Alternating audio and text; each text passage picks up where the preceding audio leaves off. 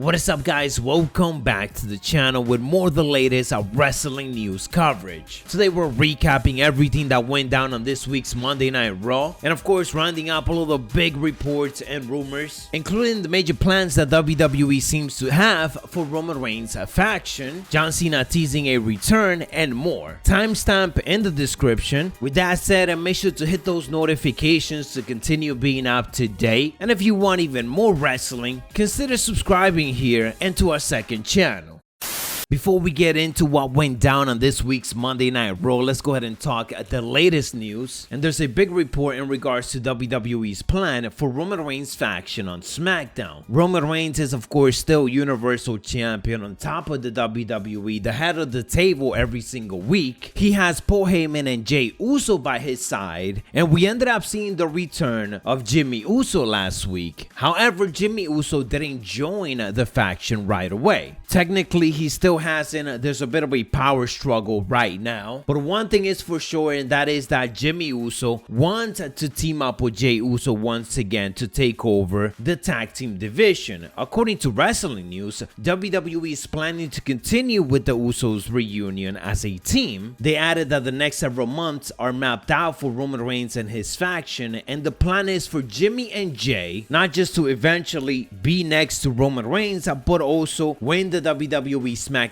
Tag Team titles from a babyface team in the coming months. But obviously they gotta build towards that, because again, Jimmy Uso didn't join Roman Reigns right away after he returned, but based on the reports that will eventually change and the bloodline will be back together. The next interesting thing is that right now the Dirty Dogs are holding those SmackDown Tag Team Championships and they're a heel team. However, they do got a big match against the Mysterios, the biggest babyface on the tag team division, at WrestleMania Backlash, so that could be the babyface team that will eventually lose to the Usos in the months to come. The plan in all of this is that WWE is gonna have Roman Reigns and everybody else on his faction carrying gold, except for Paul Heyman, of course. Onto some other news, it looks like WWE doesn't seem to be concerned about AEW going on the Raw before they do. On Monday, AEW ended up announcing that they will be holding 3 Dynamite Raw shows in July. This will be the first set of shows the promotion presents outside of Jacksonville, Florida in over a year, and many fans thought that when this news broke, WWE will be quick to announce their own plans. But as WrestleVotes indicated, from a few sources they asked, it doesn't seem like AEW starting back on the Raw in July will impact WWE's return to touring plans. While this could change, as Vince McMahon and company like to be number one for these type of things, as of today, it still looks like August is the month that WWE will begin touring. Adding to this, we got an official confirmation of when SummerSlam is going to be happening. That's going to be on August 22nd. And it's worth mentioning that right now, reports are indicating that WWE is looking to come back to Madison Square Garden in New York City, which will be crazy because we haven't seen a pay-per-view in Madison Square Garden for over 10 years. So WWE is trying to make a big return, the biggest that they can. Some good news coming out of the Monday Night Raw injury scare that we got. As we saw, there was a scary moment on this week's episode when Humberto Carrillo battled WWE United States Champion Sheamus in a non-title match. The match saw Carrillo deliver a sunset flip powerbomb from the apron to the floor, but the two-star landed badly as Sheamus came crushing down on Humberto Carrillo's knee. This match abruptly ended after the spot. PW Insider ended up reporting that Humberto Carrillo is actually okay after the bad landing. This wasn't the planned finish, but what happened was that Carrillo signaled for the referee and was then checked on. The referee went on to award Sheamus the victory via referee stoppage. It was added that Carrillo is not gonna miss any in-ring action, but WWE might turn it into an injury storyline. Taking it over to social media, John Cena's back back at it again, just trolling the internet, doing some cryptic posts, teasing that he is gonna be returning to WWE. He had multiple Instagram posts, one of them simply with the WWE logo, and that was after he recently posted a snap of current NXT champion Karen Cross. And I just wanted to warn you guys, because in case you didn't know, John Cena does this every single time, a couple of months usually throughout the year. He does a lot of cryptic posts like this,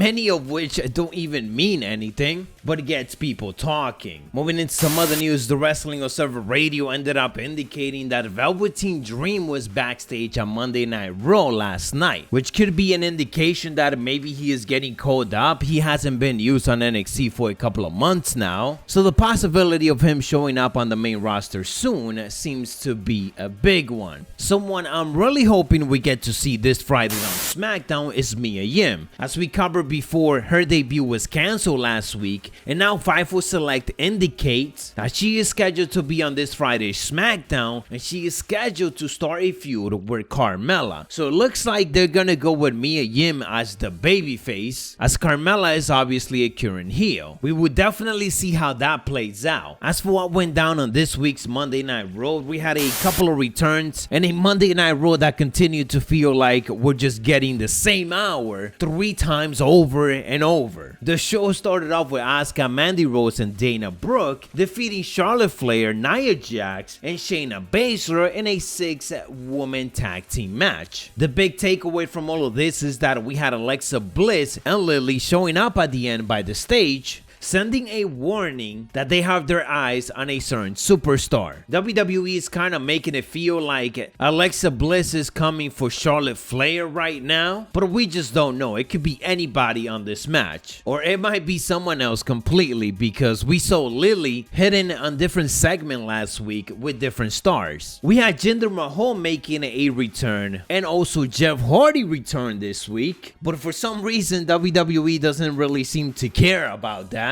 Good to see both of these superstars back. I just don't get why Jeff Hardy has to be the one losing here. If you wanted to give Jinder Mahal a victory, you could have done it against another superstar. Who knows what our WWE's plan with the charismatic Enigma right now. It's worth mentioning that Jinder Mahal has new company now, so it looks like he is about to get a major push. We had our RK Bro and the New Day defeating AJ Styles, Omos, Elias, and Jackson Ryker in an 8-man tag team match. At the end of all of this, we had Randy Orton RKOing everyone, including the New Day, with Matt Riddle yelling at him that this is why we cannot create any friends. We had the United States Champion Sheamus defeating Humberto Carrillo via referee stoppage. Shelton Benjamin defeated Cedric Alexander. The Raw Women's Champion Rhea Ripley defeated Asuka, who was in competition twice tonight, and Charlotte Flair was by ringside, so we all know how that turned out. We had Damian Priest defeating John Morrison, so that means that Damian Priest gets to pick the stipulation against The Miz at WrestleMania Backlash, and that is said to be a lumberjack match. And then for the main event, we had Bobby Lashley defeating Drew McIntyre, but by disqualification,